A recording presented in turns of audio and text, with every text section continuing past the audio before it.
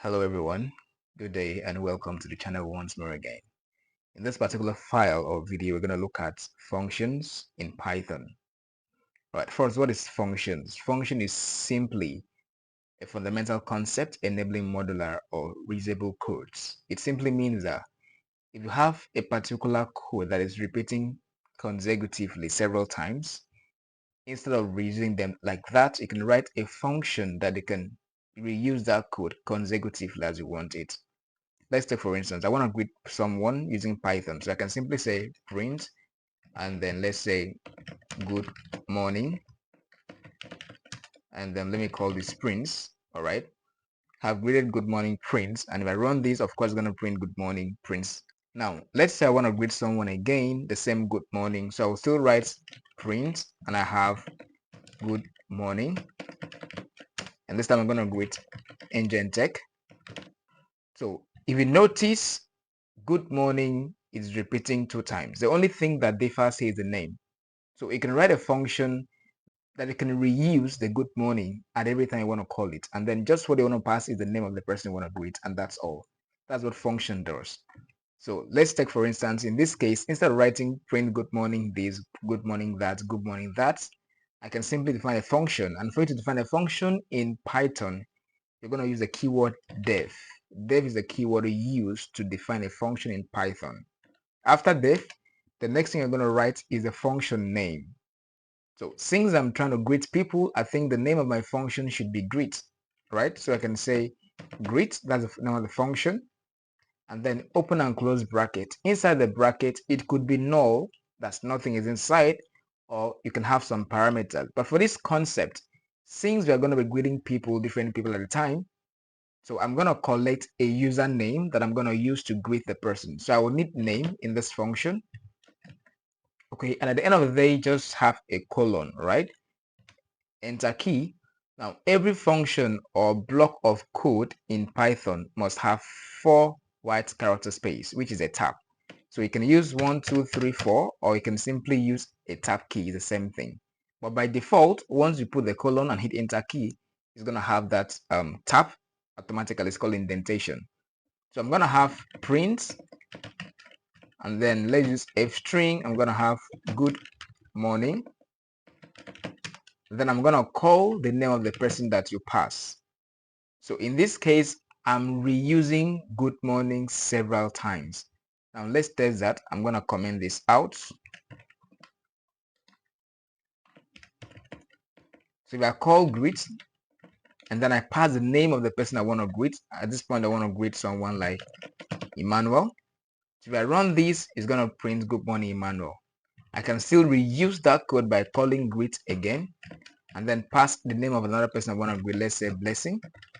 If I run this, I'm still going to have good morning Emmanuel, good morning blessing. So the number of times that you call the function doesn't matter. But what matters is that we've been able to reuse the code good morning. That's the specific work of functions. Now in Python, we have about 7 types of functions. The first function we have is called the built-in function. Okay. Example, the print statement you're using, print, this is a function. Len, this is a function. Type, this is a function. There are a lot of functions that have been defined for the use. All right, when you call print something or any word that you call that has this parenthesis covering it is actually a function. The next one you have here is the user defined functions. User defined functions. This is where we're going to be based on in this particular video. User defined functions.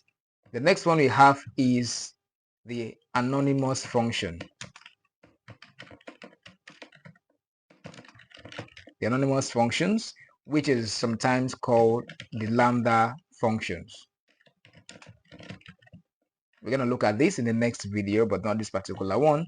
The next one we have here is the higher order functions.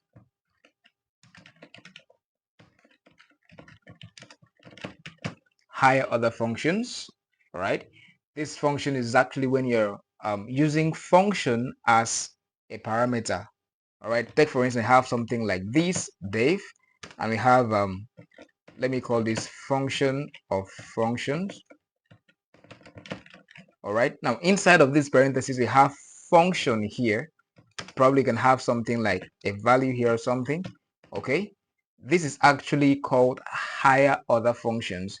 We'll look at it in subsequent videos to come, but not this particular video. Okay, the next one we have here is a recursive function.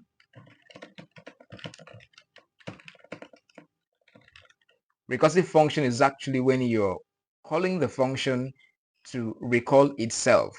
It's basically used when you're dealing with series or iterations of values, like Fibonacci series, like writing numbers 1 2 3 4 5, or writing something that has an occurrence that has a difference. For instance, something like factorial, or things that has series actually, that are basically used in recursion functions. The next one you have is generator functions. Generator functions. And then the last one we have is async IO, asynchronous function.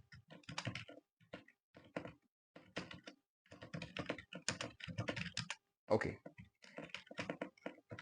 We're going to take time to explain each of these functions as we progress. Maybe each video will cover one functions, each video one functions. Generator functions are actually used for lazy generation of iterations. For instance, if you use something like a for loop to generate values, it's going to be like 1 to 10. It's going to generate 1 to 10 automatically, 1 to 3 to the end of it. But we're using a generator functions. It's going to use a yield method that will print one value at a time. Until you call it, it will print a second one. When you call next, it print a third one. So that's a kind of lazy generating of serial numbers.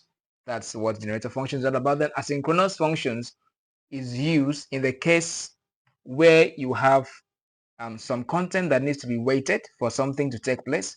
Let's take, for instance, you're writing a program that needs to do a particular thing, and then for this thing to happen, it will take like 2 minutes, while something else would happen after 2 minutes. So instead of you to wait for that one to finish doing its work before the next one, you can use an asynchronous functions to actually halt it while doing something else. And when it's completed, it can come back to the code base. We're going to write codes on that to explain deeply how it really works. So for now in this video, we're going to look at user-defined functions and explain anything about user-defined functions, right? So let's get back to that. I pick user-defined functions. Now we've explained a little bit about greetings. So I'm going to talk about basically two things right now: the return statement and the print statement in functions. Now let's take, for instance, we have something like define, and I'm gonna print basic hello world. All right, and I have something like hello functions. Now in this case I have no parameters. Okay, so when I'm calling these functions, I'm not going to need anything to be passed to this function. Now what I mean is that what I mean here is, if I have print and I say hello world, all right, each time I call this hello, I wouldn't need to pass anything like the grid we did, just hello and the bracket. So if you run this program, you're going to have hello world being printed. Okay, now hello world is printed because when you call this hello, it comes into this function and executes whatever statement we have in here. That's the work of print statements. But if we have a return statement in here, for instance, I'm not going to say print, I'm going to call return hello world. All right, now if you call hello world, it's not going to print anything at the moment. The reason is because you're only returning this function, but you're not printing it actually. It's just like having something like this on the screen. I have a value like 2 or 4 on the screen, and then I run this code. It's not printing 4 because there is no backup. There is no print statement that tells the compiler or the interpreter, print this 4 to the console. No, it's just there for nothing. So it's waiting for you to execute a command, print, or use it for something, right? Hence, when you declare a function using the return statement, it's only returning that value to the function, waiting for you to execute it by printing it or using it to do something else. All right, now what I can do here is to define my print statement here. Print, and then I'm going to pass hello executed with the curly braces, sorry, the brackets, that is parentheses, then close the parentheses as well. If I run this now, I'm going to have hello world. Or another way I can do that is to save it to a variable name. Let's say x equals to hello. All right, now I can print x. That will still print hello world. All right, but what if I use the print statement here? Let's try something right here. I'm going to comment this out. Let's comment this line and have the print. I'm going to pass hello world right here. Okay, so what I want to do here is I want to use the print statement and then call the hello world again. Notice what is happening here. I'm using print inside a function. At the same time, I'm calling print to print this function again. When I run this code, I'm going to have the hello world being executed first, and then I'm still going to have another call which will return none. So let's run this. You can see I have hello world for the first time. Then the second time I have none. The reason is because now your hello world function was supposed to be printing hello world. I repeat that again. Your hello function, sorry, not hello world. Your hello function is supposed to be returning a print statement of hello world. And that has been done within this function here, hello bracket. So this means print hello world. At this point, the memory that holds hello world is actually nothing. Nothing is right there. What is holding is empty space. And then you're calling a print statement again to print that empty space that has been created with this function. So at that point, that space is none. It's going to return none to you. Remember that programming works in hierarchy. Just like mathematics, you have the inner bracket solved first before the outer bracket. So the inner bracket here was supposed to be printing hello world, which has been executed. At this point, there is nothing here to do again. It's just a memory space that is empty. So the print statement here is going to return the none space of the memory that was allocated to this function. That's why you have none. So when you use return value here, return function here, inside this function you're declaring, ensure to use the print statement to print that very word you want to print. But if you're using print statement, do not use print again. Otherwise, you're going to have none. Okay. I believe that is clear. So what it's supposed to do is to say greet and hello rather, and that will return hello world. Okay, nice. Now, what is the functions or why do we need print and why do we need return? If your function needs to be used along your code base, it is best to use return statement.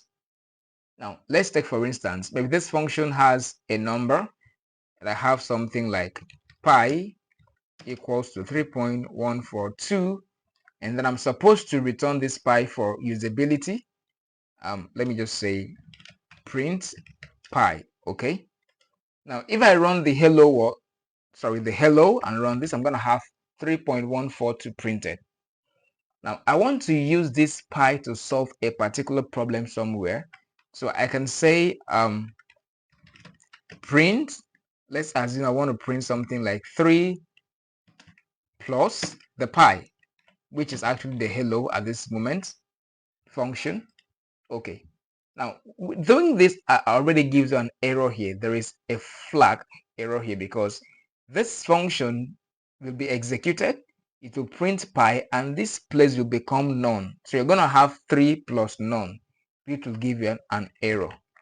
So I run that, you see you're having error here because you're trying to add 3 to the value of none, which is not possible. So if you are going to be using the content or the return value of a function, don't use a print statement in it. Rather, you're supposed to use return. So if I use return here,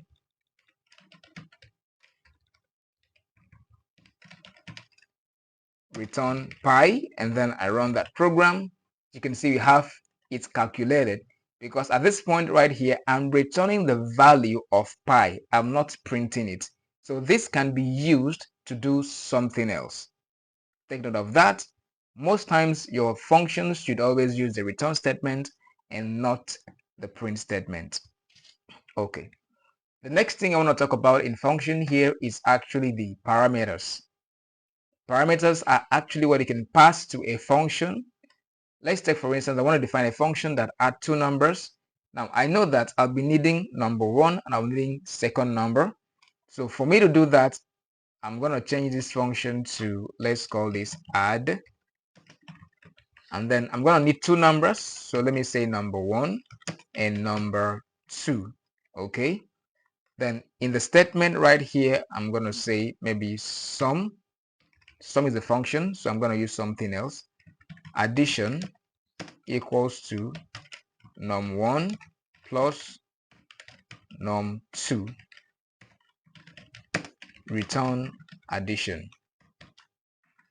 All right. So now in this case, when I'm calling this function, I need to pass two numbers.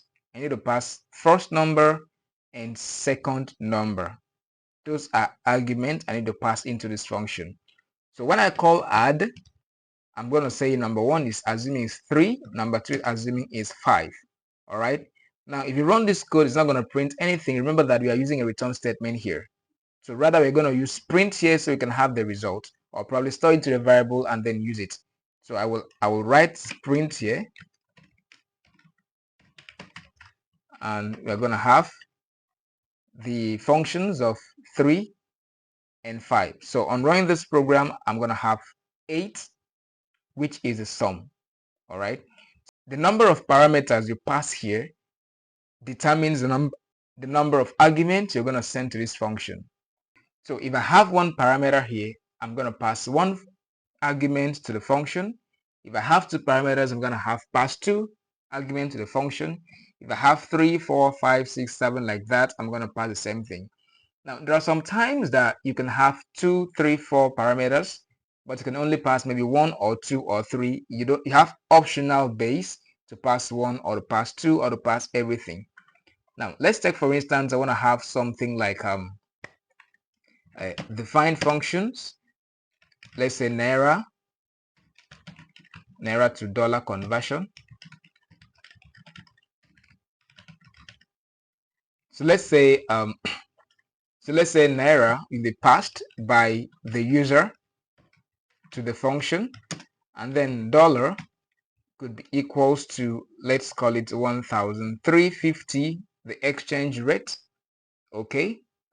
Now, if a user passes the value of Naira, it's going to use the value of dollars right here to do the exchange rate. But probably if there's a change in dollar price or the exchange rate between Naira and dollars, you can now send your dollar exchange rate to the functions. So in this case, this will become optional while Naira is needed for this function to be executed. So in this case, I'm going to say so inside of these functions, I'm going to write the statement that will do the conversion, and which simply means that you're going to divide the value of Naira by dollars to give you the equivalent. So now let's have an instance that if I have 1,335 Naira, that's equates to $1. All right. So that is going to be exchange value is going to be Naira divided by dollar. Then I can return exchange value.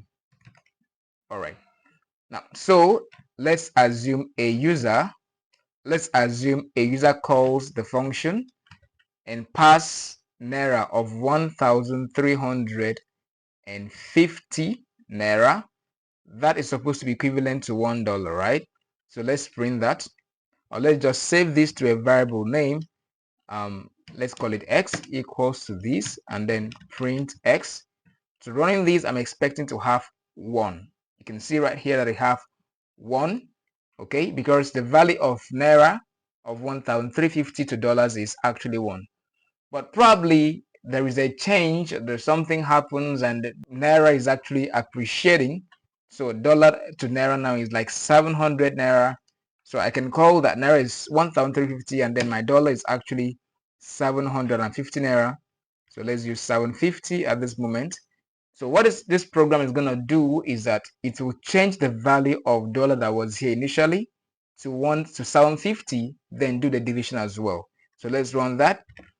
You can see we have 1.8 dollars. So this is the case where you have parameters defined but not the same arguments are passed. You can pass 1, you can pass 2, but you must pass a minimum of the one that was not declared within the function. I hope that is clear. All right, so let's do some other thing. Let's say that you want to maybe add some values that I want to add numbers, but I don't know the number that's going to be passed by users. For instance, the first time we tried to add something, we added 2 numbers together. But what if I want to add 3 numbers, I want to add 4 numbers, I want to add 5 numbers, I want to add 6 numbers? I don't have a limit. I can add anything at all I want to add. So that is where the ax comes in. Now, what the ax does is it's defined as asterisk and ax. You can use anything apart from ax. You can use asterisk x, you can use asterisk y, any variable name you like to use. But the condition here is that you must use the asterisk rather. Asterisk and any variable name you want to call. What the asterisk does is it allows you to pass several, not one. You can pass a lot of arguments to this function. It doesn't have limitations. Then you can write your code to actually sum up or do a particular thing you want to do with that argument that was passed. So now I want to add numbers not limited to 2, not limited to 3, not limited to 4. Anyhow you want to pass it, just pass.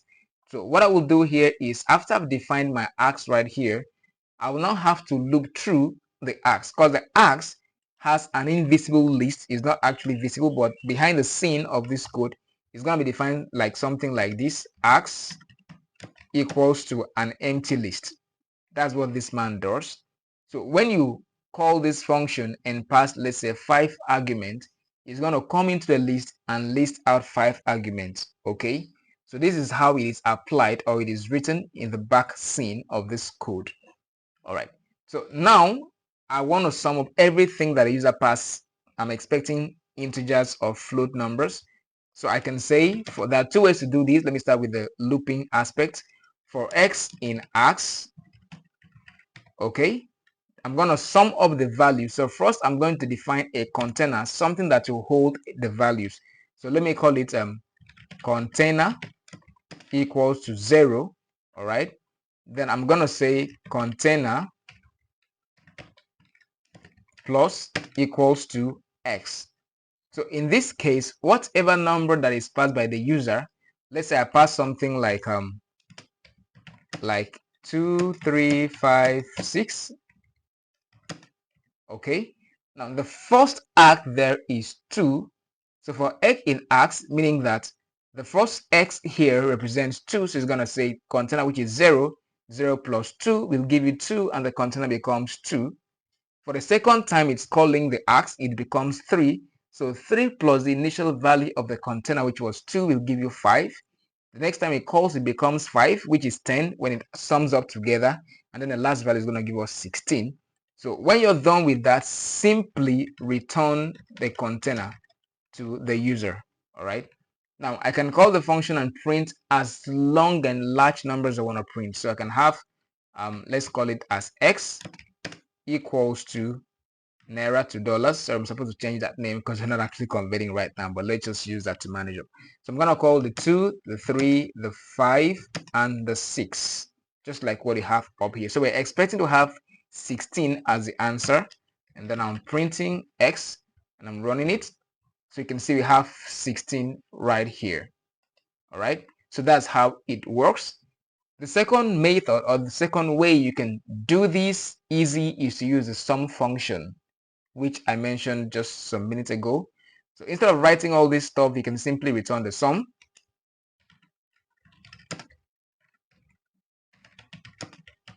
of ax. All right, so let's run it. We still have 16. So instead of writing those 4 lines of code, you can use just 1 line of code to do the same thing. But note that the function was written by the programmers that actually wrote the Python for you to utilize. But if you don't probably know that there is something called sum in Python, you can write it the way I wrote it to still give us the same answer. That is the same thing. All right. Okay. We also have another one called coax. Well, I will talk about that in the next functions, so we don't spend much hours or time in this particular code. But what that actually does is it allows multiple of key value pair elements dictionaries to be sent to the function. We'll look at that much later, but not for this particular session of videos. Okay, so at the end of this video, to break it out, you're just going to write just two programs to ascertain two functions. The first program I want to write is a program to count the number of vowels that is present in a statement passed by a user. So I'm going to call this define count vowels. Okay, now I'm expecting a user to pass a sentence here. So let me just pass sentence right here. So what will this function do? It will look through your sentence. So first for maybe character in sentence. Okay, now we are going to define a list that will list the content or the vowels we have. So the list we have is, let's say, vowels equals to, you're going to have something like the A. I think it's A, E. We have the I. We have the O. And then we have the U. Now, don't forget that it could be capital, it could be small letters. You can actually want to write the capital E here, the capital A here, the capital I here, the capital U here, or the capital O right here. All right, but it is not actually ideal for you to do that right now. You can use the inbuilt functions to actually determine that. So what I'm going to do right here is I will say for characters in sentence.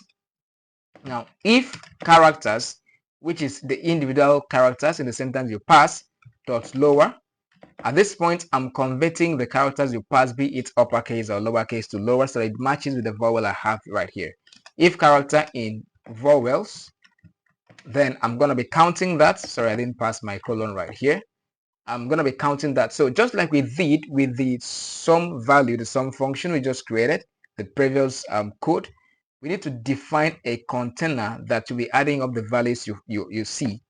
So I'm going to call it container. You can call it anything you like, but make sure that the name you give it something tangible. Container equals to 0. So if character dot lower in vowel, what you will do, update the container with +1.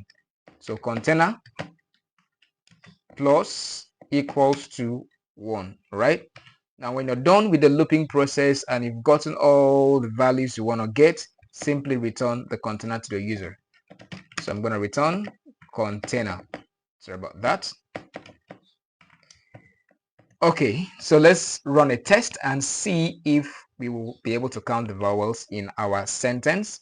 First, I will say vowel equals to count vowels, and the sentence I want to pass is A, E, O, U, and then some other things like that, G, G, G, G. So I'm expecting the value, the count to be 1, 2, 3, 4, 5. All right. So let's print vowel and then run that program. You can see we have 5 right here. So let's now pass something, a sentence in full. This is a test case to validate the fact that vowels in this sentence has been counted. All right, so let's run that. So you see we have 27. Now let me change this to uppercase and see if we're still gonna have 27. I'm gonna comment this line out, so we'll have the same sentence repeated. So vowel equals to count vowel, and then capital letters. This is a test case to validate the fact that vowels in this sentence, sorry, I missed the E there, has been counted. So I'm expecting to have 27, the same value. So you run these, you see we're still getting 27. So that's the basics of functions, user-defined functions in Python. I'll see you in the next video where we'll talk about anonymous functions, lambda functions. Thank you for subscribing to the channel. Bye.